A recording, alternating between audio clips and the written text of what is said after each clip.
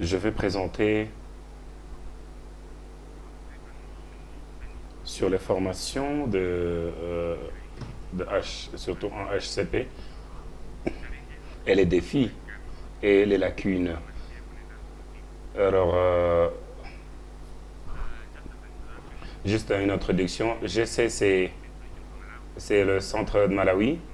Et ça, c'est l'estimation, la population estimée de Malawi. Nous avons des districts tels que Doha, Nkota, Kota et Kasungu. Et 13 zones de cliniques de santé. La population est 356 000 selon les estimations des statistiques de 2022. Et le Malawi, comme d'autres pays, on l'a introduit, le HPV au mois de janvier 2019 au niveau national. Mais nous avons fait ces projets pilotes qui a eu lieu à Zomba et Rumpi District, le district de Rumpi au Malawi. De 2013 en 2018, nous avons ciblé les filles de 9 ans. Premièrement, le plan, c'était de se rassurer qu'on puisse vacciner les filles de 9 à 15 ans. Lorsque nous le faisons, nous le faisons au niveau des écoles, des campagnes au niveau des écoles et au niveau des cliniques. Et les recommandations, c'est que ces 2 doses, nous l'avons fait au niveau de 6 mois maximum. Et minimum 6 mois et maximum 15 mois. La deuxième année, la deuxième phase, c'était en 2020, où les recommandations ont été faites que nous puissions vacciner la deuxième dose de 6 mois à 12 mois. Au mois de février 2021, le Malawi a introduit une base routinière de vaccination où nous devrions vacciner au niveau des cliniques et aussi au niveau des écoles pour se rassurer que nous allons atteindre le temps d'enfants que possible, parce que les enfants de 9 ans sont au niveau de l'école et peuvent être retrouvés au niveau des communautés. Nous devons aussi impliquer la communauté en engagement avec les leaders globaux au niveau leaders local communautaire, c'est pour qu'ils puissent nous aider.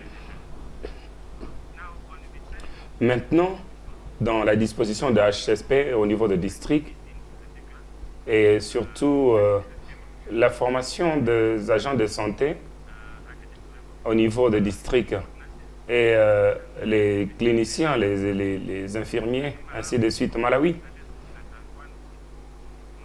C'est l'agence qui a pris plus des questions de l'immunisation. Nous avons peut-être pris les enseignants et les écoles parce que ce sont eux les gardiens, n'est-ce pas, des élèves au niveau de l'école primaire où nous faisons les vaccinations. La formation a aussi été considérée par la cartographie de 9 ans au niveau de l'école et au niveau de communauté pour voir combien nous devons vacciner. Et certaines des lacunes que nous avons rencontrées au niveau des districts, pas pour tous les agents de santé, former des infirmiers et les cliniciens. Nous avons peut-être eu des contraintes de budget, mais au fait, lorsque nous avons commencé en 2018, nous avons commencé un bon nombre de personnels. Le prochain tableau va nous expliquer plus sur cela. Et peut-être l'éligibilité, où il n'y a pas eu de source de données fiable, surtout là où nous avons considéré les enseignants, aussi les informations, même si certaines informations de date de naissance. Et nous avons aussi réalisé que certaines lacunes, surtout dans le programme, dans les écoles primaires et d'autres professionnels, où il y a des formations, surtout au niveau d'école, où la plupart de l'immunisation de nouvelles tendances de vaccination qui n'est pas incorporée dans le programme. Et c'est là juste un aperçu. Lorsque nous avons commencé en 2019, en tant que district, nous avons commencé 166 programmes. Et le nombre a augmenté au fil des années, où en 2022, nous avons 203. Nous avons envoyé tous ces HSS, mais nous n'avons pas formé tous les cliniciens, les infirmiers. Le nombre de cliniciens aussi a changé. Mais si vous considérez le nombre des agents de HCA qui sont directeurs de ce programme, vous allez découvrir que ce n'est pas tous les 165 qui est le nombre qu'on trouve dans la deuxième et la troisième année, surtout si nous considérons en 2022. Il y a eu un changement des chiffres de 2019, là où lorsque nous avions débuté, et là où nous retrouvons en 2022. Certaines leçons apprises. Nous devons faire le plaidoyer ou réorganiser les formations avec des soutiens pour une bonne cartographie des enfants. Et nous considérons ici les filles de 9 ans. Nous devons aussi avoir une formation et avoir un programme de mentorat pour se rassurer que, en ayant le nombre de personnels, nous devons aussi accroître les lacunes de connaissances, comme le personnel est en train de changer.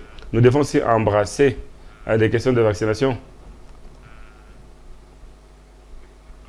avec une bonne collaboration des parties prenantes, surtout de l'éducation, parce que ce sont là que l'éducation se trouve. Et aussi la détermination de la communauté.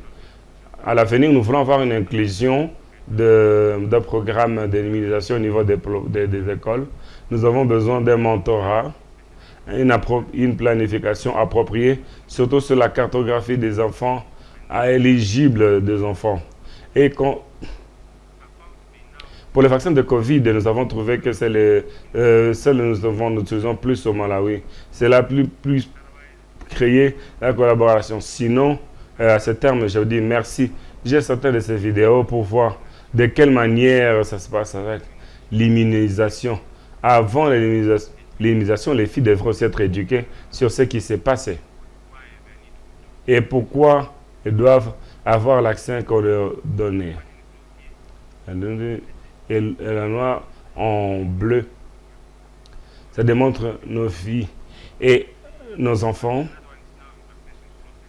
Et dans d'autres cas, c'est le fils. Et les filles, elles sont maintenant en train d'aller pour le vaccin. Et vous voir qu'ils puissent être fiers à leurs amis qu'ils ont été vaccinés. C'est ça, en fait, en termes de ma présentation.